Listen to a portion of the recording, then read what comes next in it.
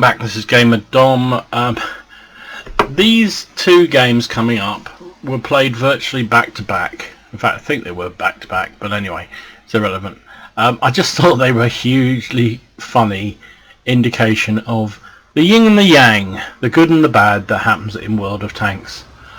So this is a tier 8 battle on Malinovka. I'm in the French Scout, the AMX 1375, and I'm going to take a very aggressive spotting position down here by the edge of the lake. I only did this because you may have seen a video I did with the looks where I was on the other side and took a very aggressive position, and it worked beautifully. So I thought I'll give it a go on this side. This is even more advanced, but you get here and look at all those spots. Wow! 1, 2, 3, 4, I lost count, 2, 4, 6, 7 there, 7 spots. And the team are firing at them, which is good. I have a mission which is, I think, to kill, or to have 3 enemy tanks killed that I spot. Don't think I'm going to do that, but unfortunately, but you know, the shots are raining in. I'm doing my job. I'm out here. There's one down, and it's a really good position. This, if you can get to it. If nobody tries to get there first, I'm a bit concerned. There's a FV4202 there, so I'm pinging the map merrily to try and get somebody to focus on him, because he's getting a little close for my comfort. Now I have got camo, and the 1375 has extremely good intrinsic camo rating, but I'm a little nervous, so I'm moving forward a little bit into a slightly thicker bush. There's somebody in the looks video said camp bush. Yep, that's exactly what I'm doing. Now it appears that none of their light tanks have come out this way at all, which is great. So there is a Jag Panther. He's a valuable target. Really, when you're camping bush like this, you should just hold your fire. Just trust your friends, your team to help, but sometimes you just can't resist. So, ooh, that Tiger P seems to be looking at. I'm still worried about that FV. He's very, very close now, and I don't really want to get spotted. There's Dicker Max now in front of me as well. He looks like he's been spotted. Yep, there we go.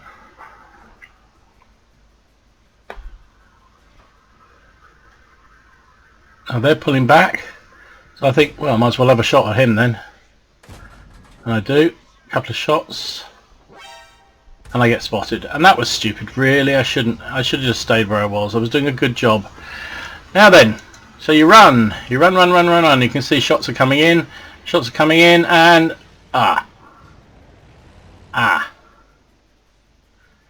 yeah, that wasn't really what I had in mind. There's the new physics biting me in the arse. I wasn't doing anything particularly sensational. I just hit that edge of that bank there a little bit too firmly, and it just flipped me. And that was the end of my game, because nobody's going to come and turn me over, especially since I'm in the middle of the open where I'm going to get killed. So, where they're going to get killed. So, nuts. So yeah, that wasn't really what I had in mind. And funny enough, for some reason the results screen didn't save properly, but we did actually win the game in the end. And I think I finished about 3rd or 4th in terms of experience. So, you know, it shows you camping bush works if you're in a light. So pretty much the next game I thought I'd take out the big brother, the MX 5100, which is the French tier 8 auto-loading heavy tank. It's not really a heavy tank, it's more like a medium tank, but it's a very, very powerful gun, and it has this 6-shot magazine. Now the beauty of an autoloader is you can dispense quite a lot of justice very, very quickly. The bad thing about it is that it takes forever to reload, and that can be a real issue, as you're going to see in this game. And I thought it was fascinating that there are 2 games, one after the other. One where I think I can say I was unlucky to flip the tank so easily. I wasn't doing anything crazy, I was just going a bit quick and hit the bank. Now I think they're going to change that mechanic in the next patch and make it less easy for you to do something like that, which I think is good, because it's just a bit silly. So anyway, we're on Tundra. I have a stupid shot there at the Cromwell. No chance of hitting. My gun was in the air. There is the very, very well armoured Mod 1. Missed him as well. I tried to hit, and again my gun wasn't fully down, so that was a bit silly. But you know, we've done the traditional thing. We've come to the hill. Pretty much everything else has gone left flank. There's just a Jag Panther in the middle. There's a KV3. Is that KV3 or is that KV2? I can't see. Camped behind us, because of course they would, because they're fantastic sniping tanks. So you might want to keep your eye on the 7 line, because, not doing any spoilers, but the fact we've put lots of tanks on either flank but nothing in the middle. Well, there's a Borsig. We'll put a shot into him. We really didn't want to come around there. We'll finish him off, thank you. Oh, and I took a shot from the Super Pershing. There is I don't know why that one didn't go. I went from the antenna. I've been tracked, put a shot through the mod, and I need to reload. And look, there's an 88 behind me, and it's just about this point I realise he's there, and I'm thinking, oh my goodness, the reload on this is so long. If I had it loaded, he'd be no problem. I could take him out easily, especially since he's side on to me. Oh, and he's got Tog for support. Oh, and the Tog can see me. So this is not the place you want to be when you're in an auto-loading French tank and you've got enemy in front of you and behind you, and you aren't loaded. So I'm just trying to get out of the line of fire, and luckily it's only the Tog still firing at me. I've dodged the T-28. Now I'm loaded. I can put a shot into the 88, but I missed him, which wasn't great. I finished off the prototype. Now I can aim for the weak spot, the commander's cupola on the 88. Bang, bang. Now he's having to fire up at me. It's not so easy for him to pen me. There's another shot, and this gun is very accurate. It's very high DPM, as you can see, and very accurate. So we took him down. But I've only got one shot left. In fact, I'm reloading. And the hill's about to fall. We've still got that Tog down below us. Now look at this mod. Does he not know I'm here? Does he not know I'm here? And I'm actually seriously thinking about ramming him at this point, because I've got less than 300 health. I'm not loaded, and he's sitting there. The Tog's now finally been finished off, so that was a bit of luck. And now and he's gone right past me. I mean, what? So I'm thinking, right, I'll have some of this. And what do you think I'm going to do? Bang. So there you go. I mean, talk about Ying and Yang. I mean, I should have been killed about 3 times in that game. Now I get killed in a second, so it sort of works itself out. But can you imagine? I mean, I came around that corner and there was an AT, a Tog, and a T-28 prototype, and yeah, I should have died. And then that mod had a chance to kill me, didn't fire for whatever reason. Not my best move against the Super Pershing, especially as I tried to put one through his whatever they're called, viewfinders before, and had no luck.